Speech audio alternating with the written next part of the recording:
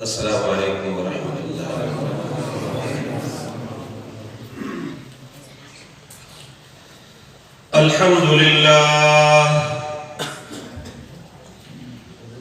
الحمد لله نحمده ونستعينه ونستغفره ونؤمن به ونتوكل عليه ونعوذ بالله من شرور أنفسنا ومن سيئات أعمالنا من يهده الله فلا مضل له ومن يضلله فلا هادي له ونشهد أن لا إله إلا الله وحده لا شريك له ونشهد أن محمدا عبده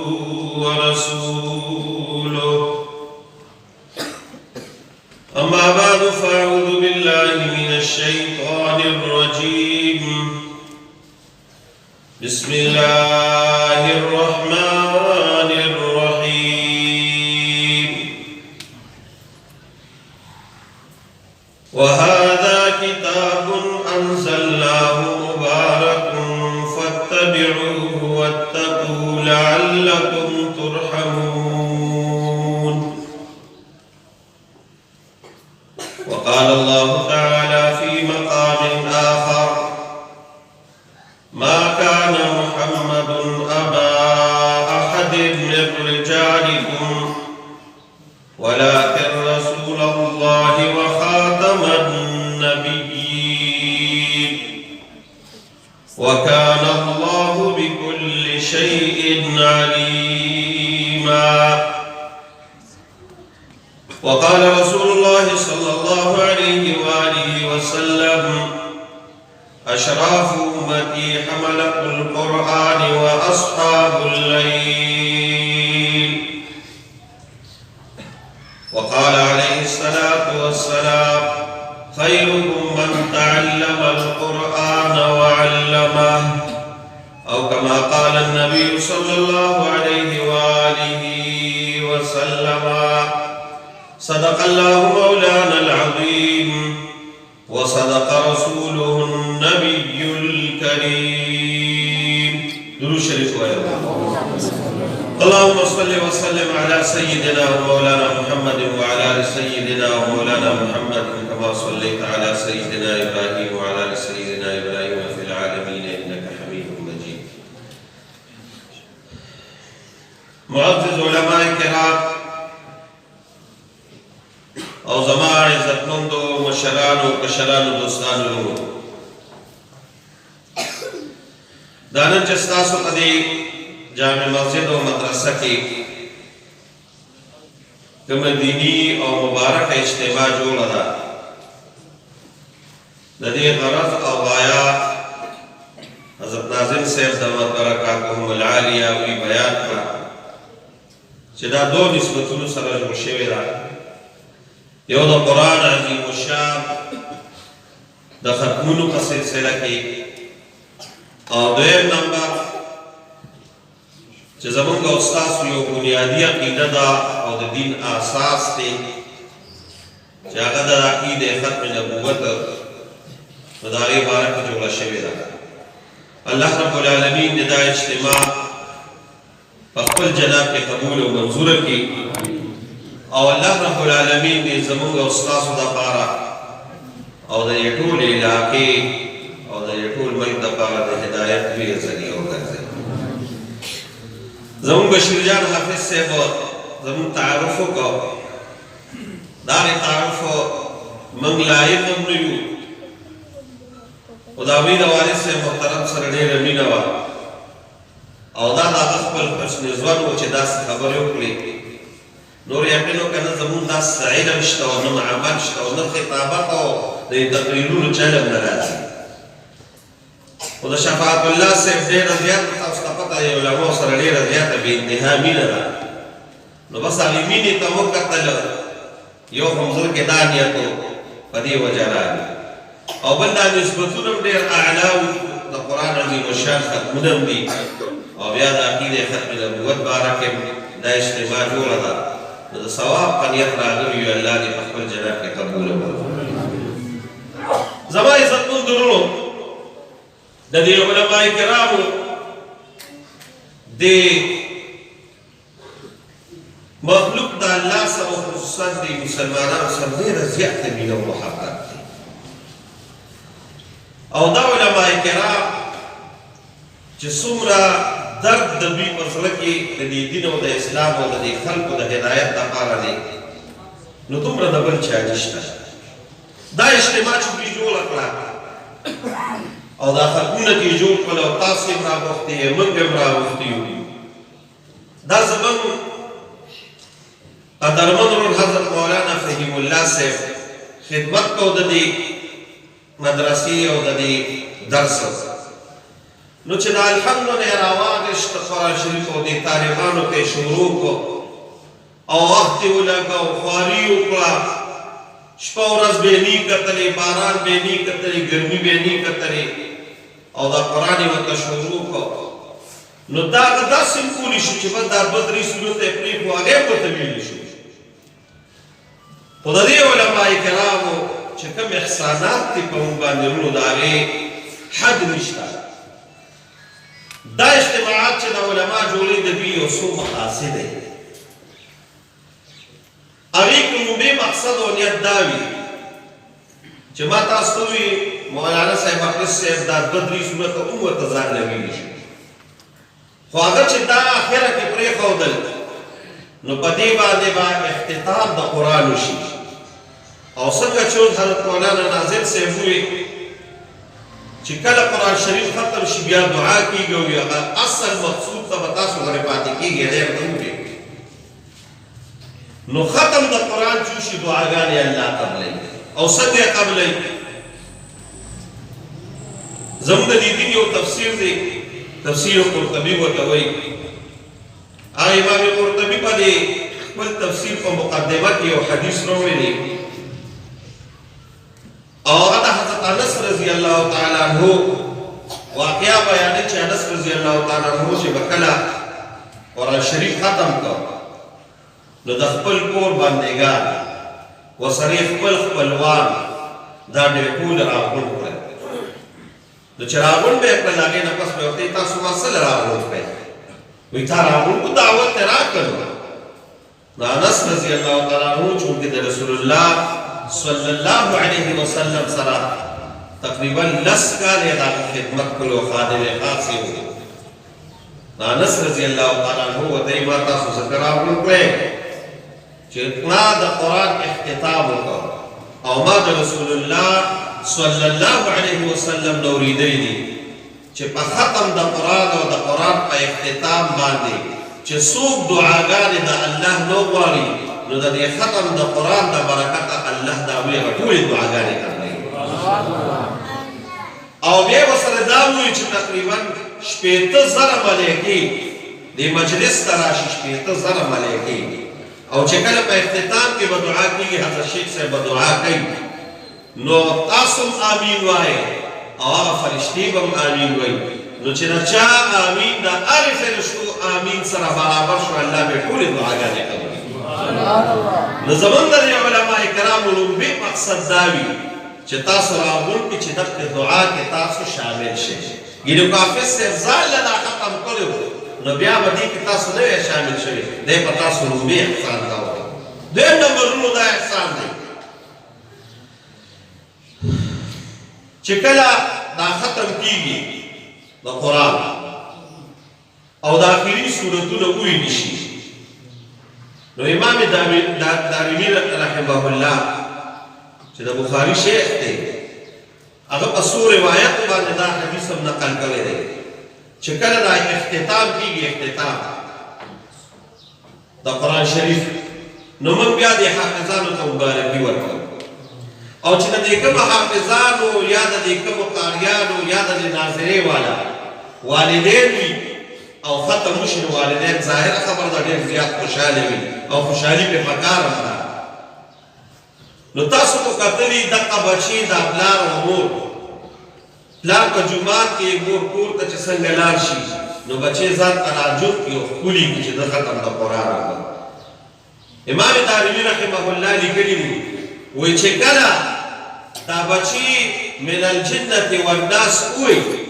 نو د دې مور او د پلار خو د خپل بچي سره ډېره مینه وي او ډېر پرې خوشحاله وي، دوی یې ښکلي کوي، خو د دې ښکلي کولو نه مخکې الله رب العالمین یو عزتمنده فرشته راولېږي او چې کوم بچي قرآن ختم کړه د دې دواړو سترګو په دې منځ کې په دې تندي باندې د دې مور او د پلار د ښکلولو نه مخکې دغه فرشتې ښکلېږي. دې منظر له تاسو ته علما راولي. او درېیم نمبر د دې د وجې راولي دا د دې علماء کرامو احسان په ځان باندې ومنئ یقین وکړئ دا حافظ صاحب چې دا مجلس څه شو دې کې به اوس دا ختم کېږي، ختم کې به دعا کېږي. دې ماشومانو دا ګورې تقریبا د 1200 کسانو ختمونه دي. دا 1200 کسانو 12 ځله قرآن ختمېدل نه دي بلکې دې بچو چې دا قرآن شروع کړی دی نو حافظ صاحب ورته وایي شروع کړه نو یو آیات ورته ووایي دا به 100 ځله وی، دا به 50 ځله وی چې دا ستا یاد شي دا ستا زده شي نو دا آیاتونه دوی په سوونو ځله وایي. نو دا یو ختم نه دی، دا په سوونو په زرګونو باندې ختمونه دي. او بیا چې کله د دې هغه انوارات او برکات الله دوی له ورکوي ظاهره خبره ده چې دوی ختم کړی دي، تاسو پکې شامل شئ. نو چې تاسو پکې شامل شئ چې څومره ثواب الله دوی له ورکوي دومره به تاسو له ورکوي. ځکه رسول الله صلی الله علیه وسلم فرمایي چې خاتمه دا د خیر د خاتمه دا چې د خیر کومه خاتمه ده د خاتمې نه پورې د دې دارومدار دی. نو چې څنګه د دوی ثواب کېږي تاسو سره دې ختمونو کې شامل شئ الله به د دغې سوونو قرآن شریفونو ثوابونه الله تاسو ته درکړي. د درېیم نمبر د دوی مقصد دی یقین وکړئ قسم په خدای ګورئ دا دغه نه کوم دا د دوی مقصد دا خبرې. او څلورم نمبر دا وي چې دې بچو ته به انشاءالله د دغې علماو په سرفرستۍ کې او د هغوی په لاس مبارکه باندې اوس په سر باندې رومالونه او پټکي ووهي د عزته او تاسو ټول یې راجمع کړئ. د دوی دا مقصد دی چې یاره د دې بچو حوصله افزایي شي او دا یو اویرنس دې خلکو له ورشي دې کې پیدا شي چې نن د فلانکي بچی د عبدالرحمن بچی د فلانکي بچی نن قرآن شریف ختم کړ او علما به ورته د عزت هغه دستار ورکړي او د دوی په لاس په سر باندې به لاس ږدي که هغه شي الله یو مقدس ځواب په بچو باندې راوړي او الله دې راولي دغه دا ډېر لوی عزت دی ورونو. نن دا د زمونږ دې چې کوم بچو ختمونه دي د دوی هغه مشرانو قاري صاحب محترم دا د مېلمانه راغوښتي دي د لیکنې خلک یې راغوښتي دي او دا یو منظر تاسو ته ښیي چې دغه شان د دې بچو اوس ختمونه کېږي او دوی ته به دستار فضیلت والي کېږي. یو وخت به انشاءالله دا هم راځي او په دې باندې زمونږ پوره کامل او پخته یقین دی او دا خبره مونږ د زړه او د عقیدې په طور باندې منو چې څنګه نن دا منظر دی یو ورځ د قیامت ورځ را روانه ده او د قیامت په هغه سخته ورځ باندې هغه لویه ورځ باندې چې 50,000 سنه 50,000 کاله هغه ورځ ده په هغه ورځ باندې چې سړی به بربنډ وي سخته ورځ ده نور به د پاسه وي ځمکه به د تانبې وي او دغه شان سخته ورځ ده ورونو زه د وخت د کمي د وجې د قیامت هغه سختوالی نشم بیانولی خو د دغې عظیمه ورځ باندې به الله رب العالمین څه چل وکړي حاملین د قرآن دغه قرآن ختم کوونکي چې د چا بچو قرآن ختم کړی دی را به ولي او د محشر په میدان کې چې دوی کوم مور او پلار دي الله رب العالمین چې نن څنګه دا منظر دی دغه شان یو منظر دغه را روان دی د رسول الله صلی الله علیه وسلم د وینا مطابق د هغه د حدیث مطابق د هغه د قول مطابق چې د قیامت په دغه لوی میدان کې به الله رب العالمین د دې ماشومانو والدینو ته د عزت هغه تاج ورچوي انشاءالله دا به کېږي انشاءالله دا د دغې والدینو لپاره لویه د عزت لویه د خوشحالۍ موقع ده او په دې د دغه والدین خوشحاله شي دا د خوشحاله شي دا د خوشحالۍ یو لویه موقع دغې والدینو له الله رب العالمین نن ورکړې ده په دې هندوستان کې یو دور د مغولو تیر شوی دی، د مغولو او د مغولو هغه باچاهانو نومونه هم تاسو اورېدلي دي. د دې مغولو په دې باچاهانو کې یو باچا و، د هغه نوم و اورنګزیب عالمګیر، او دا یو عادل او نیک سیرت باچا تیر شوی دی. او عادل او نیک سیرت باچا ورته د دې د وجې وی چې زمونږ د دې دارالعلوم حقانیې یو ډېر لوی شیخ الحدیث تیر شوی دی، هغه بانی مبانی حضرت مولانا شیخ الحدیث مولانا عبدالحق صاحب رحمه الله، دا د هغه د خولې وینا ده، او ما د حضرت شیخ د خپل شیخ د خپل استاد مولانا محمد ادریس صاحب دامت برکاته هم نه اورېدلې ده په درس کې، چې مولانا عبدالحق صاحب وی چې دې اورنګزیب عالمګیر ته 12,000 احادیث یاد دي، 12,000 احادیث. نو ځکه ورته نیک سیرت دی. او دویم نمبر د هغه یو علمي کارنامه ده، د علماو ته پته لګي، یو فتاوی لیکلې ده، یو فتاوی جوړه کړې ده چې هغه زموږ په دین کې په فتاوا هندیه او اوس ورته فتاوا عالمګیري ورته وایي. دا د ده په سرپرستۍ کې شوې ده. لوی لوی علما کرام او قاضیان یې د هغې وخت راجمع کړل او دغه فتاوی یې ولیکله، مرتب یې کړه. د هغې مشر د شاه ولی الله رحمه الله والد محترم هغه شاه ابراهیم رحمه الله، د هغه په سرپرستۍ کې دغه فتاوی لیکلې ده. او دا یو لویه د اعزاز خبره ده زموږ د چارسدې لپاره. شب قدر کانګله کې یو عالم هغه مدفون دی، زما والد صاحب مونږ ته وایي چې په هغې کمیټې کې چې دا فتاوی عالمګیري یې لیکله، په هغې کمیټې کې د دغې کانګلې یو عالم و قاضي محمد فایق صاحب ورته وایي، قاضي محمد فاروق، اوس یې قبر شته. په هغې کمیټې کې چې فتاوی عالمګیري لیکله هغه هم پکې موجود و. نو یو زبردسته علمي کارنامه یې دغه وه. خو د ده د خپل پلار خفه شوی چې د ده کوم والد صاحب و شاه جهان ډېر کوششونه یې وکړل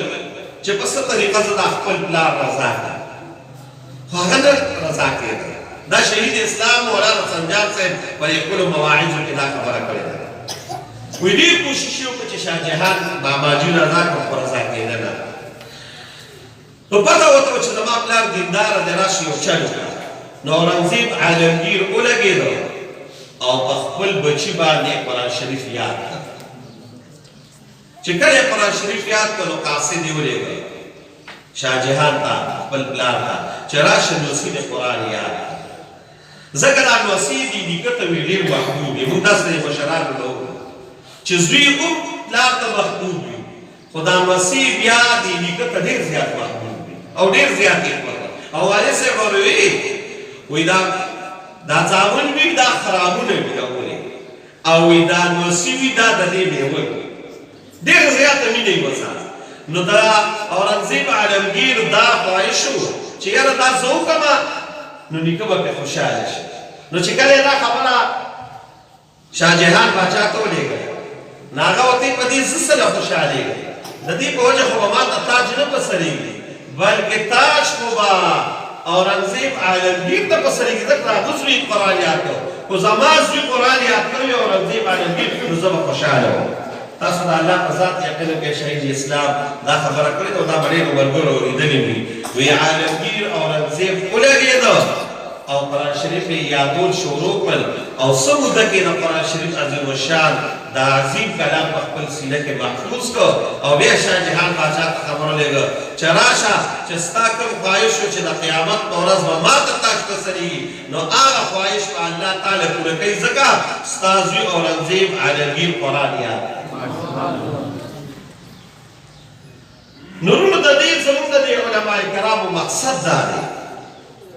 چې دا خبره زموږ او ستاسو د ذهن کې کېږي. نو د دې علماو په موږ باندې ډېر زیات احسانات تېر وړي. د دې علماو د احساناتو هغه بدله والله العظیم که موږ ورکړو. د علماو قدر کوي ورونو ګورئ. علما دې وخت کې یوه نعمت عظیمه د دوی د وجې زموږ عقیده محفوظه ده، د دې د وجې زموږ عبادات محفوظ دي. خو عالم درشنو نن تاسو ګورئ دې فتنو ته قدم په قدم نورو فتنې را روانې دي، نوې نوې فتنې را روانې دي. مقابله صرف په میدان کې چې وینو علما کرام ولاړ دي. تاسو پته لګېدلې لکه 8 مارچ چې تېر شو پدې باندې دغه بدکردارو او زناکارو ښځو دغه مار چوکو لګیاو او اعلان به کو یو ناره شروع کړې ده چې میرا جسم و میری مرضی زما وجود او زما مرضی هغې کې چې هغوی کوم هغه ټایټلونه ورکړي دي کومې نارې یې دغه کړي دي هغه د جومات د ویلو نه دي تاسو ته پته لګي اکثر نن سبا خو دور د سوشل میډیا دی تاسو ته پته هغې لګي چې هغوی هغه نارې لګوي خو د بدقسمتۍ نه دا بله ورځ چې کوم مارک شوي دي او کم مارچ په کوم ځای کې شوي دي په دارالخلافه اسلام آباد کې شوي دي او د چا په حکومت کې شوي دي دا د چا په حکومت کې شوي دي چې څوک ځان ته د ریاست مدینه دعویدار وي د هغوی په ریاست کې او د هغوی په باچاهۍ کې او د هغوی په مخې ته یو مارک شوي دي نو ټیک شو هغه میرا جسم و میری مرضی هغه نارې به یې وهلې خو دا کله چې کوم توهین هغوی د جناب محمد رسول الله صلی الله علیه وسلم کړی دی او د بیبي عایشې رضی الله تعالی عنها متعلق چې کومه ناره هغوی لیکلې ده رونو د انسان په خولې باندې هغه ناره او هغه الفاظ نه راځي چې زه تاسو ته اوس بیان کړم چې هغوی څه لیکلي دي صرف اشارتن درته یو خبره کوم چې یو بینر باندې دا لیکلي وه چې یو نجلۍ د 9 کالو او د یو انسان د 50 کالو دا فرق موږ نه منو دا موږ ته نامنظور دی زه هغه تشخیص نشم کولی هغه نشم کولی زما په خولې باندې هم نه راځي نو د دغې فتنو مخې ته چې ولاړ دي صرف علما کرام ولاړ دا تاسو ته دا خبرې را مخې ته کوي د دې علماو عزت کوي نو علماو پسې شی غواړي علما زمونږه د بقا ذریعه ده د بقا ذریعه نو زه راته ګورې بلا دغه دا خبرې کوم دا سیاست هم تلل کړو او دغه هم تلل کړو زه راته خالص مخلص د الله د رضا لپاره خبره کوم چې د علما کرامو پسې شی دې علما کرامو عزت کوي د دې د وجې نو زه به دا مبالغه به نه وي چې د دې کائنات بقا د دې علماو د وجې ده والله العظیم او دا زه نه یم دا چونکې وبري ما والله خلو ګټه خبره دا به څنګه کېږي چې د مریانو د وجې نه راته اوس کائنات قایم کړ دا زه نه یم بلکې دا رسول الله صلی الله علیه وآله وسلم فرمایي چې لا تقوم الساعه قیامت به دا هغې پورې نه راځي چې کومې پورې په مخ د ځمکې د الله رب العالمین دا رسول الله مبارک دی نو تاسو ته تاسو کوم اختیار خلک یې دا هوښیارانو لپاره صرف اشاره هم بس دی هوښیار خلک تاسو یې نو موږ ته د الله رب العالمین دا نوم الله اکبر دا اذان دا مونځ دا روژه دا حدیث دا قرآن دا موږ ته څوک ښیي دا موږ ته لیډران نه ښیي لیډرانو له صورت اخلاص هم نه ورځي دا موږ ته ډیسپیان نه ښیي دا موږ ته اکثر کمیشنران نه ښیي دا موږ ته بیروکریټس نه ښیي بلکې خو د الله او د الله د رسول قرآن او حدیث او اذان او مونځ دا موږ ته ښیي دا موږ ته څوک ښیي جواب راته تاسو راکړئ علما راته ښیي چې علما راته ښیي نوم د الله رب العالمین جب دی نوم د الله رب العالمین به قایم وي نو دا کائنات به قایم وي نو وروڼو د دې علماو د وجې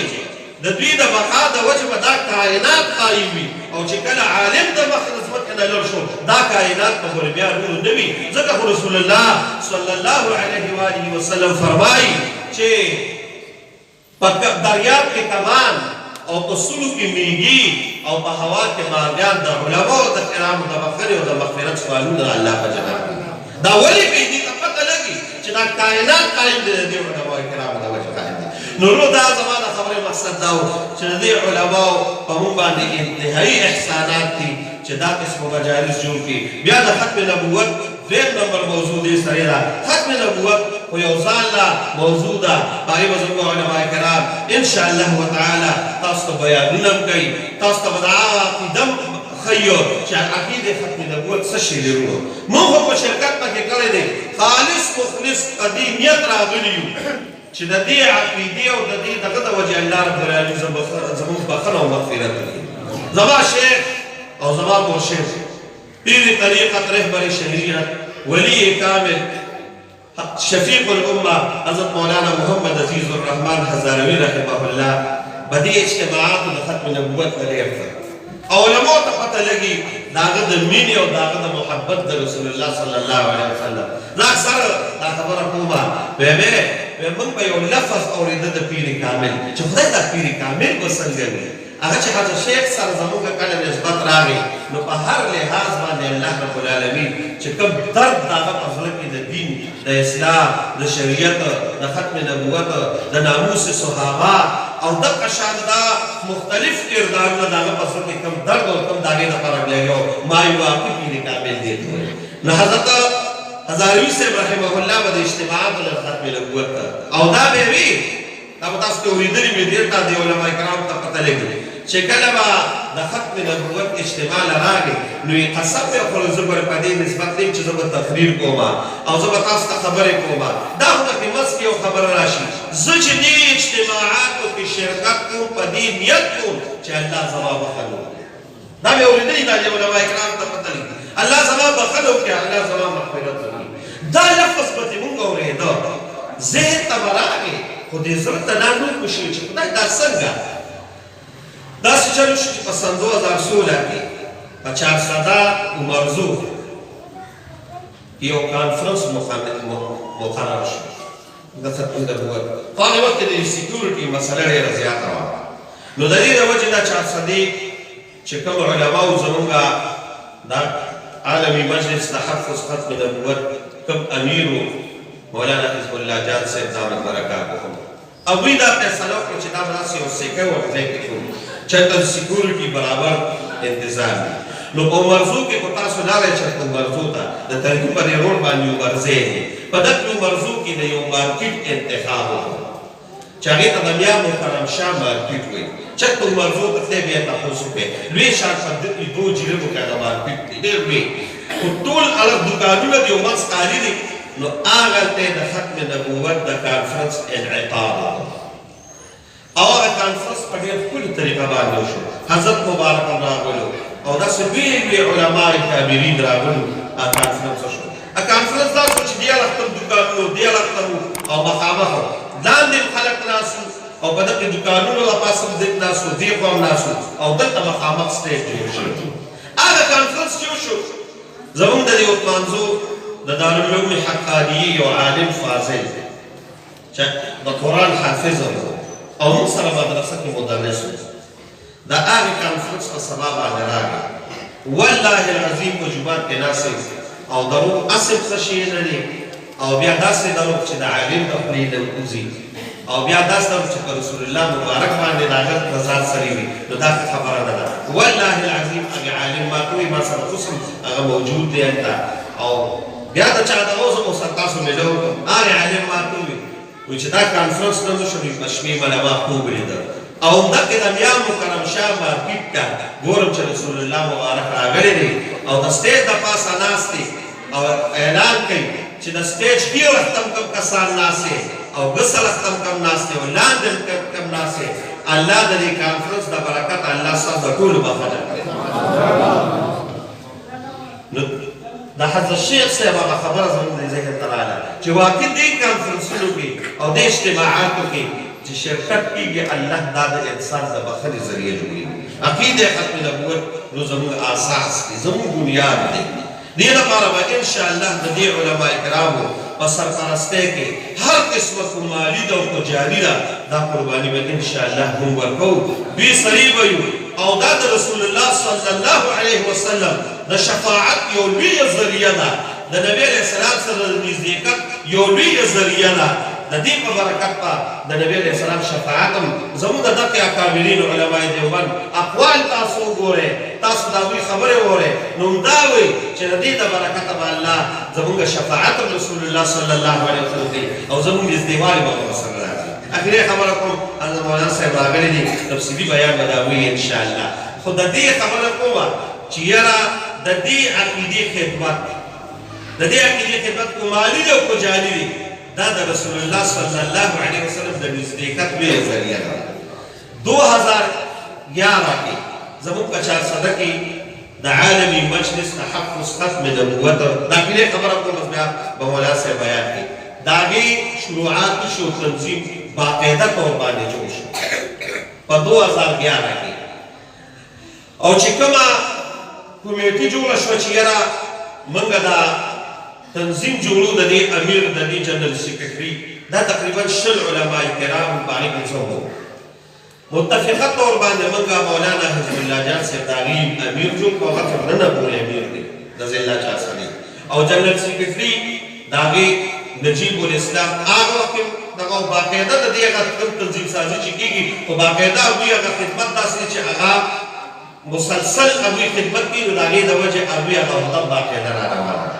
2011 کې چې تنظیم جوړ شو دې لپاره اوس د دفتر ځای منتخب نو دفتر ځای نه ملاوي د په بازار کې او چاغار هم داسې یخودله دې کې د دې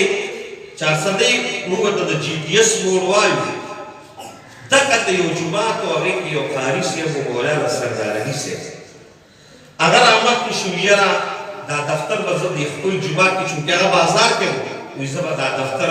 او دا خپله چې کومه زموږ څنګه د قاري صاحب دا کمره ده دغه شانې ولې دفتر نه کمره ورکړه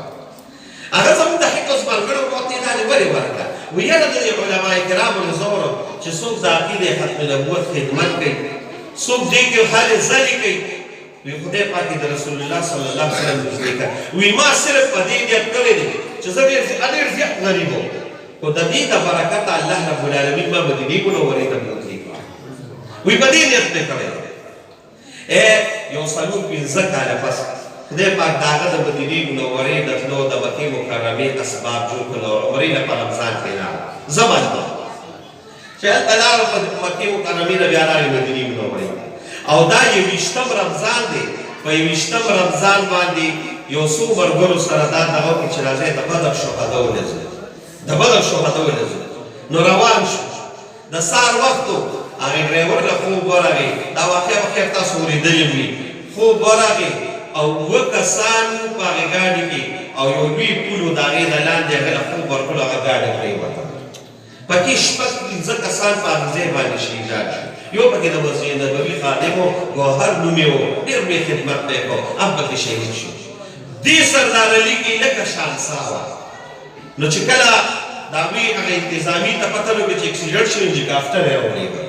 او دغه سردار علي صاحب یې واخیسته دا ویزې نه او مدینې منورې کې انفاق هسپتال ته یې راوست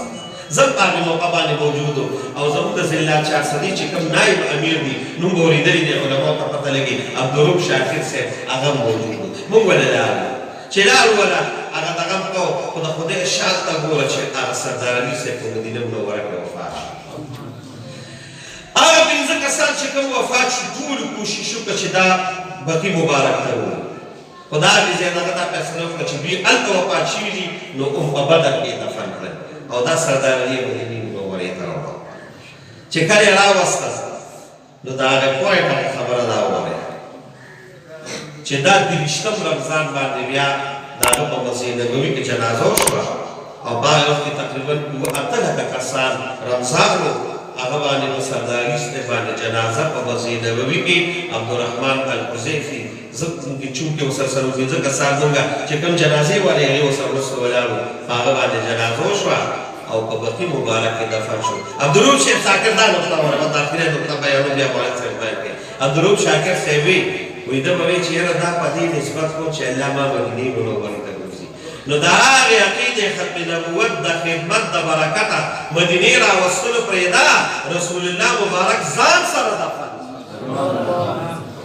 بقي مبارک کې دفن شو دا د عقیدې ختم نبوت د خدمت د وجې نو دې علما کرامو یقینا که موږ سره ډېر زیات مینه او محبت دي د دې د دغه دپاره تاسو ته اجتماعات جوړوي نو دوی سره پوره مرسته پوره مرګتیا پوره دوی سره امداد مالي او جاني دا انشاءالله تعالی زموږ د دنیا